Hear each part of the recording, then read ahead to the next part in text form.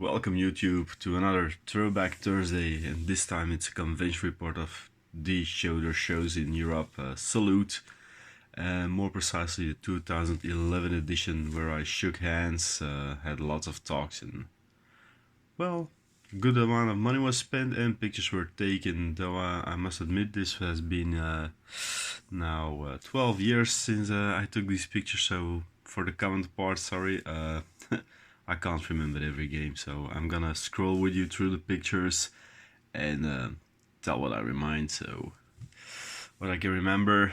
But here we go. It was a year, about the second time I went there, so yeah. Bought a lot of separate figures, which, well, won't. Well, some of them never got painted before I sold them off again during one of my hobby dips. But yeah, first of course back then was American Civil War, still one of my things, but I can't get around it. But we got a nice amount of games were present there, like naval games, skirmish games of the period, of course the usual big battles, which is something I always find so alluring, the massed ranks of blue and gray uniforms. So I don't know why, but it's always been the war that I liked the most historically seen. Well, for so far you can like a war, but to play. There was also a lot of English Civil War, which I never quite took off at my Wargames Club in Soldiers of Antwerp. But with all the floof and everything on the uniforms, yeah, I think that's also visually a very, very appealing conflict. But those were, especially back in the days, my two most liked settings. But well, let's go look at the other ones. There was a strange dinosaur-like game. Well, it was I think it is a giant world. I can't remember quite. The dinosaur-like creatures and warriors. Then of course there were masses of other games like World War One. Now, as I said, I'm just going through these pictures because I forgot to take notes which games and which clubs it were back then. It was like big Tomsje in Shinyland. So we have World War II, the huge city fight. And this one I remember, that's Crooked Dice's demo game. They make models based on 70s and 80s icons like Knight Rider, especially a lot of Doctor Who. That was pretty cool looking. We had this samurai game. So nice ranks of troops. Flames of Fall was of course present. Then we had how was this called? It was a War Gods of Egyptus, if I remember correctly. Big fancy game with mostly Egyptian and Greek gods. So some airplane games. More Crooked Dice. This one is one, as I said, of the Doctor Who setting. We have the Torchwood Institute facing some Daleks. So that's why all the strange effects next to the Spitfire come in.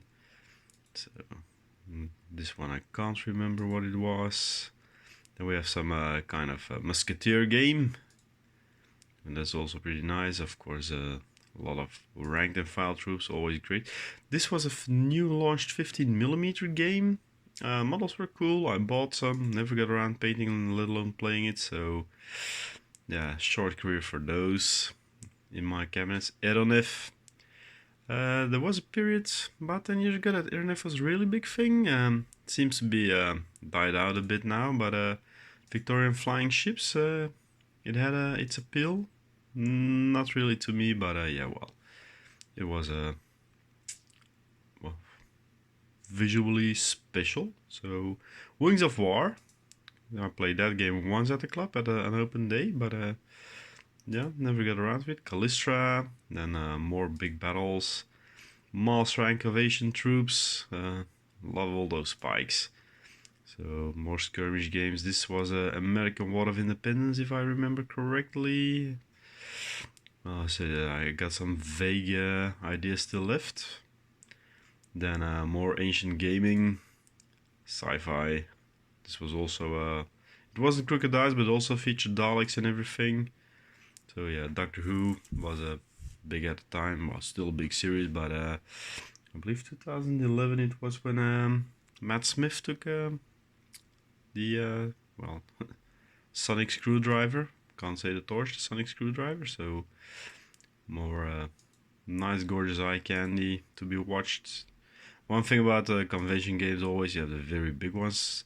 This was an altered superheroes game. Did have martial or DC characters, so yeah, well, that never really quite took off. Some more Flames of War. So yeah, that's about all the games that I took pictures from that year in Salute. You also have, of course, at Salute other things to do, like the painting competition.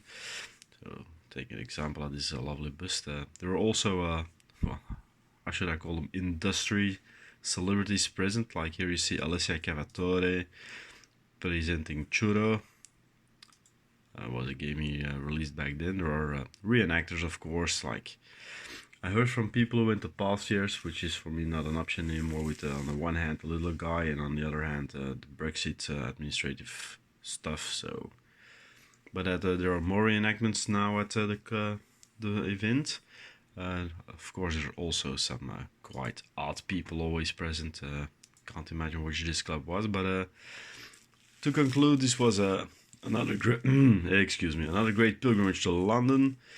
Well, for me tomorrow at least, because I still got a after convention pub date here. I never go for the same day. I always go a day in front and I come back a day later because yeah, well, lazy. Don't want to have spend a whole day walking around and then going on a plane or a train tired. So no. First of all, I kind of like the venue. I know there are a lot of people who don't because it's a big hangar, but it was airy and well illuminated. I did hear that later years that dwindled down a bit. Another thing I like is the fact that there are a lot of heavyweights from the industry, like designers or companies like Privateer Press, Warlord, Battlefront. I don't really play all their games, but there's sponsored promo tables for new games and everything or models. They're usually gorgeous eye candy, so that's also nice to watch. Gives a contrast to the club games. I can't say which one I like better though, club games or promo games, but yeah, it's just a different vibe to the tables, let's call it that. There are, of course, also the London gals, some of the most extrovert ones in the world, but that's a story for the pub game and one that I'm not sharing on YouTube what happened there. So, by the way, I was single back then, so yeah. But all in all, I can't really say why I like the show so much because it's way bigger than the cozy shows that I also enjoy, like Red Baron's convention I did on Throwback Thursday a few weeks ago. But yeah, it's different. Trades are usually more professionally cool because it's so busy, except of course like people like Dave Thomas who probably own a Tin Soldier Venture sponsored villa with pool and car park at home. Yeah, but it's different. The Bring and Buy is a struggle for survival. I'm not going in there. That's something completely different. That was immense. And then the fun part about this year was it was actually the year where the Petty Miniatures announced their American Civil War range as 3-ups. So yeah, it was that long ago. But enough said about this year's Salute or 2011 Salute. And hope to see you next time for the next Throwback Thursday event. Bye bye.